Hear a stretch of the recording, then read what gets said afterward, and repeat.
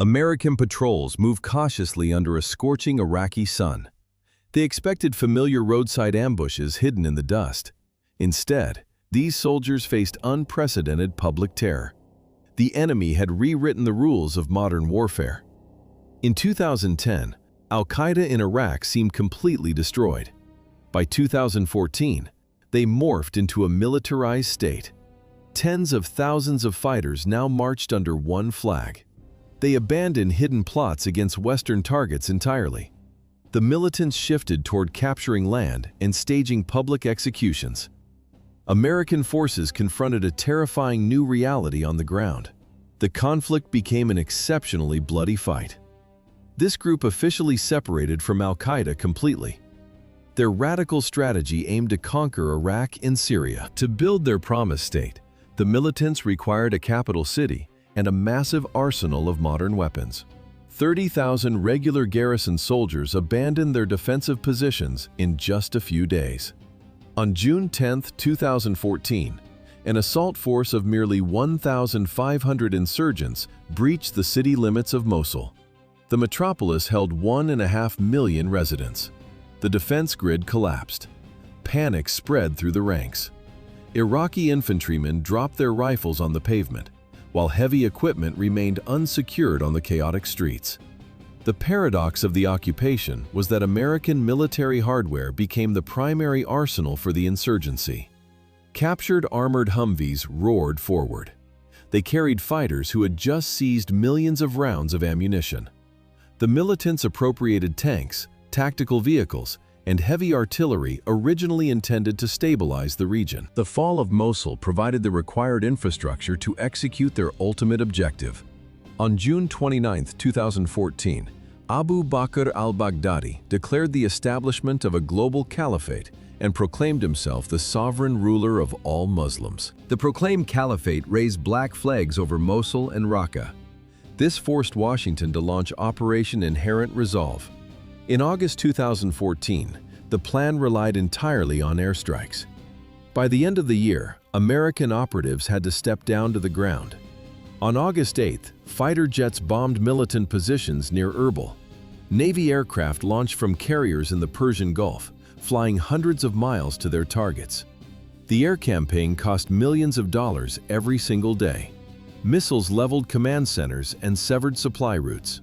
But precision bombs could not stop infantry on city streets. The illusion of a clean, remote war collapsed.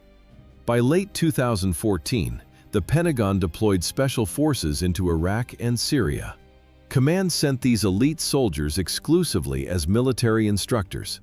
They were formally forbidden from engaging in direct combat. American troops received strict orders only to train local forces. The formal status of non-combat instructors ended in October 2015 during a midnight assault on an Iraqi prison. Master Sergeant Joshua Wheeler led Delta Force operators toward the Hawija compound, breaching the reinforced doors to save 70 hostages from execution. Wheeler, 39 years old with 14 previous combat deployments, died in the resulting firefight. His loss shifted the American mission into a daily struggle against a rapidly expanding threat. The militants answered the intervention with waves of suicide bombers and improvised explosive devices hidden along supply routes. The sharp whistle and heavy detonation of mortar shells became a daily reality for troops securing the isolated bases. Unlike conventional forces seeking political negotiations, the militants viewed captured personnel purely as propaganda material. Captivity meant death. Hostages held no political value for the militants. The group used captives solely for psychological warfare. Why did Peter Kassig's final broadcast skip the forced confession? Intelligence reports point to a violent struggle before the camera. The captors dressed prisoners in bright orange jumpsuits. The garments visually copied the uniforms from Guantanamo Bay. The executioners turned isolated deserts into staged production sets. On August 19, 2014, the execution of James Foley appeared online. The journalist had survived nearly 2 years in captivity since his abduction in November 2012. The broadcast delivered a direct threat to the American government. Weeks later, Steven Sotloff shared the exact same fate. The videos followed a strict template. The prisoner knelt in the sand and recited a written statement at gunpoint. But the November 2014 broadcast broke the pattern. Former Army Ranger Peter Kassig appeared in the final release without the customary speech. The footage skipped directly to the aftermath, displaying only his severed head. Every deployed soldier understood the underlying message. Surrender guaranteed a televised execution. Kassig had transitioned to humanitarian aid work in Syria, yet his military background dictated his final moments. His captors ordered him to kneel and deliver the propaganda script. The former ranger refused to read the prepared text. Kassig threw himself at the armed executioners. Knowing the fate of captured Americans, operatives entered open combat, fully understanding the cost of failure. The Quick Reaction Force deployed to Telskov to extract allies, but they immediately became the epicenter of an attack by superior forces. On May 3, 2016, Charles Keating IV arrived in armored vehicles. Keating was a 31-year-old grandson of a Second World War pilot, continuing the military tradition of his family. More than 100 militants assaulted the lines using conventional military tactics. The enemy deployed designated sniper positions and rocket-propelled grenade teams. Keating pushed forward into the crossfire to hold the crumbling defensive perimeter. A sniper bullet struck him during the engagement. The remaining operatives dragged him out. The operator died before the medical evacuation helicopter arrived. While Keating and other operatives held the line in the Middle East, black flags had already appeared on another continent. 4 American soldiers died surrounded. They fell thousands of kilometers away from the familiar Syrian borders. In 2017, approximately 800 United States military personnel operated in Niger. Most politicians in Washington did not even know these specialized units existed. The conflict had silently expanded into a global war. It created massive strategic blind spots for the Central Command. On October 4th, Staff Sergeant Brian Black, Staff Sergeant Jeremiah Johnson, Sergeant LaDavid Johnson, and Staff Sergeant Dustin Wright drove back from a local meeting. Over 100 armed fighters initiated a sudden ambush. The attackers deployed rocket-propelled grenades and technical vehicles against a small patrol carrying only standard rifles. The militants quickly closed the distance. Heavy machine gun rounds whistled through the air, fired directly from the flatbeds of pursuing pickup trucks. Sergeant LaDavid Johnson returned fire on the run. He sprinted across the sparse terrain. He desperately tried to break the line of sight and evade the accelerating vehicles. The outgunned Americans fought back for over an hour. Their highly remote location severely delayed any incoming air support. Within a few days, this ambush would shock an American public completely unaware of the African troop deployment. A search team finally located Sergeant Johnson's body, 1.5 kilometers from the main ambush site. The recovery forces discovered his remains after 48 hours. While search teams recovered the fallen in distant deserts, ordinary roadside trash across Iraq had already become an active weapon. This cheap arsenal of improvised explosives forever altered the physical reality of American soldiers. A heavy convoy navigated the ruined streets of Mosul in April 2016.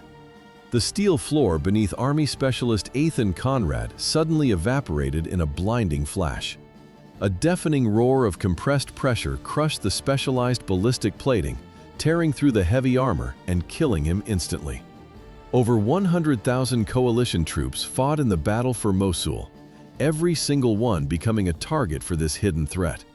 Standard military protection failed against these upgraded artisanal bombs, resulting in severed limbs and traumatic brain injuries for those trapped inside. In March 2016, Marine Staff Sergeant Louis Carden perished during a sudden rocket strike in northern Iraq. The initial bombardment was merely a calculated trap. Secondary explosive devices lay buried around the impact zone, quietly waiting to tear through the medical response teams rushing to rescue the wounded. Insurgents constantly refined their engineering based on previous encounters. They abandoned basic pressure plates for complex firing mechanisms that allowed for precise timing. Militants transitioned entirely to remote detonators, deliberately hunting passing patrols from a safe distance. Remote detonators transformed the very earth and urban concrete into an active weapon. Hundreds of American troops died, and thousands suffered life-altering wounds during the 5-year campaign. Militants hid explosives deep inside dead animal carcasses along supply routes. They packed abandoned cars with heavy artillery shells. Urban combat tightened into pure claustrophobia. Clearing a residential building required checking every shadow. A simple tripwire stretched across a doorway triggered an immediate blast. Between 2014 and 2019, the United States deployed approximately 5,000 soldiers to Iraq and Syria. Every one of these men operated in entirely mined territory.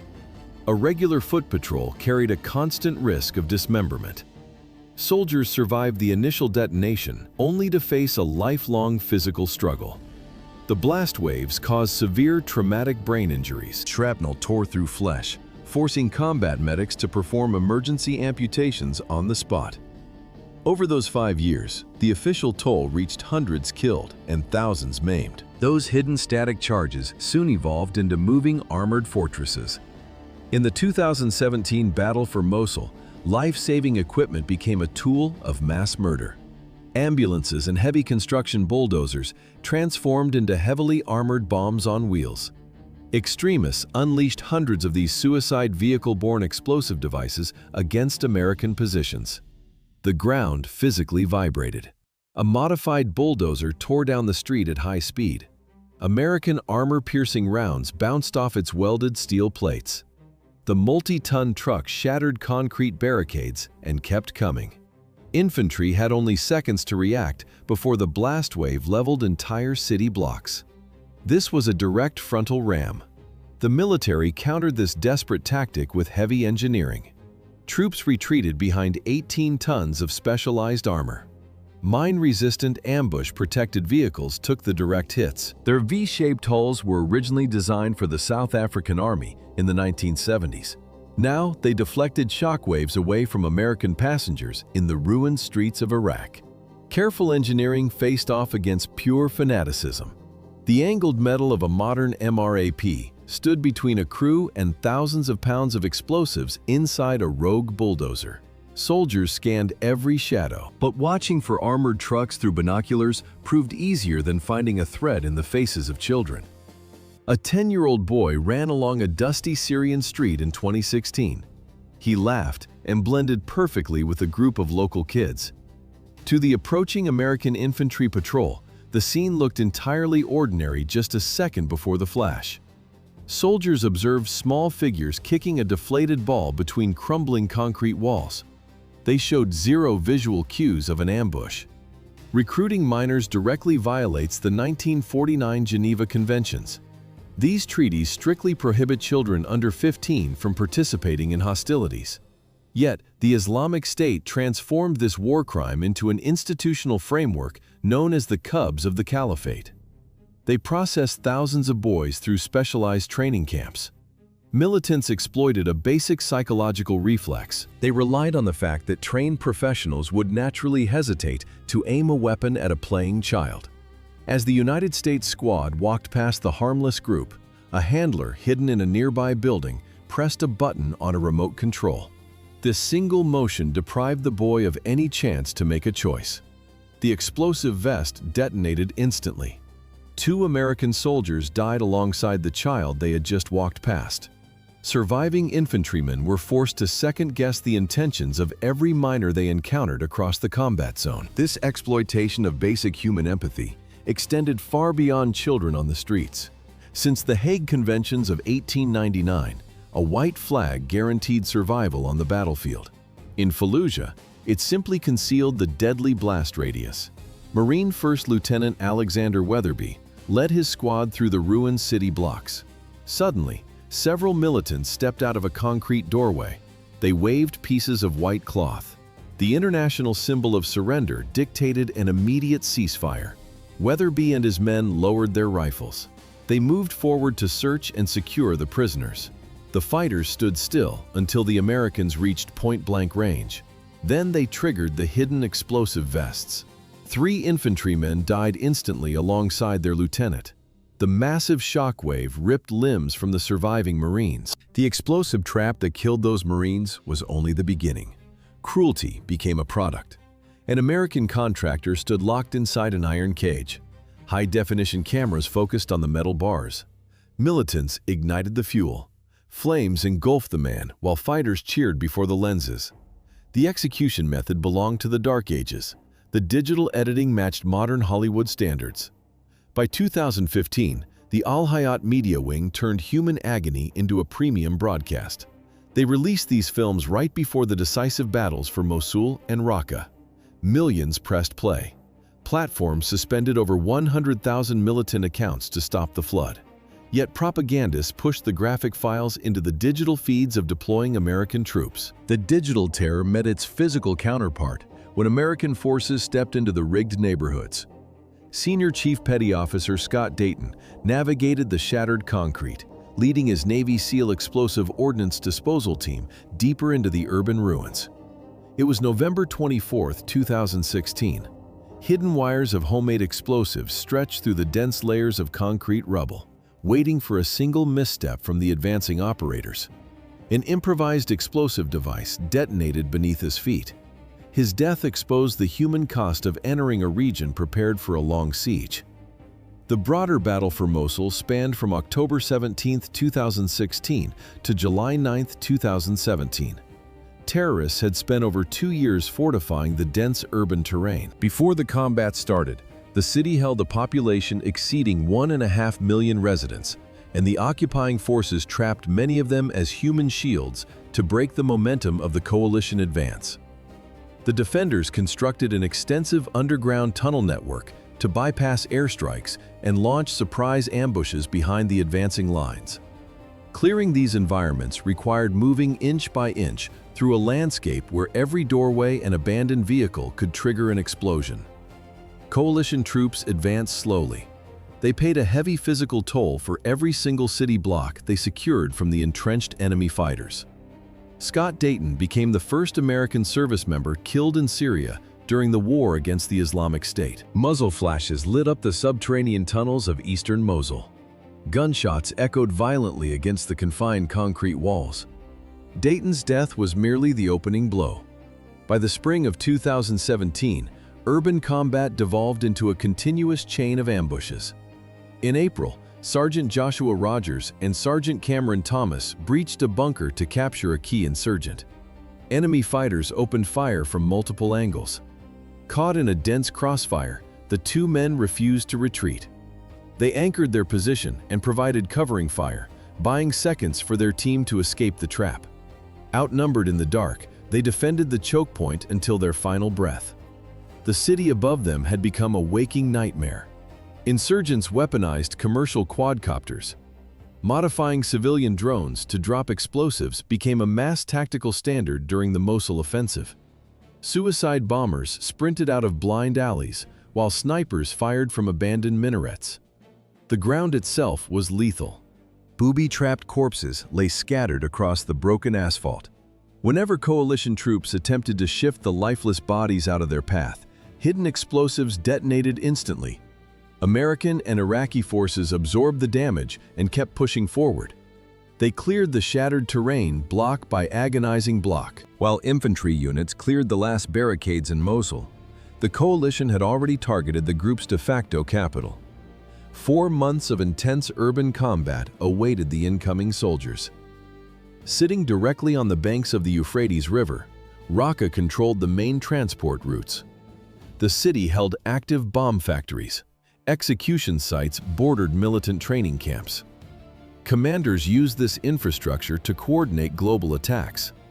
In June 2017, American special operators and allied local forces initiated a massive ground offensive. 4 months of continuous street battles for one single city. Artillery leveled enemy strongholds. Ground teams advanced through shattered concrete. Capturing one metropolis meant immediately bleeding for another. By July 2017, thousands of soldiers and civilians lay dead, leaving the entirety of Mosul in complete ruins. The fall of Raqqa did not stop the bleeding, as clearing the destroyed neighborhoods continued to claim lives months after the main offensive. On March 29, 2018, Army Master Sergeant Jonathan Dunbar and British Sergeant Matt Tunro stepped into the concrete debris of Raqqa. They moved through a heavily bombed-out sector to capture a high-ranking target. Thick dust from collapsed buildings coated their gear. Every step required checking the jagged ruins. An improvised explosive device, hidden deep within the stones, detonated without warning. The blast killed Dunbar and Tunro instantly. Losing a capital did not erase the enemy. The group clung to a small strip of land along the Euphrates River, fortifying the town of Baghouz. The river valley provided natural cover and established smuggling routes running directly toward the Iraqi border.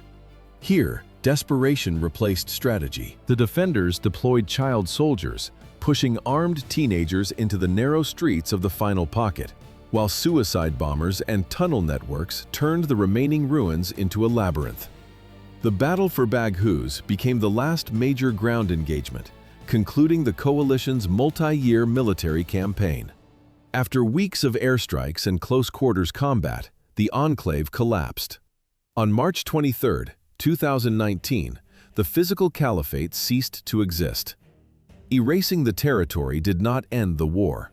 The surviving fighters dissolved into the desert, forming sleeper cells to ambush patrols and launch surprise attacks. The territorial victory offered no cure for the survivors. Over 100 American soldiers lay in fresh graves, and thousands of veterans returned home carrying lifelong physical and psychological scars.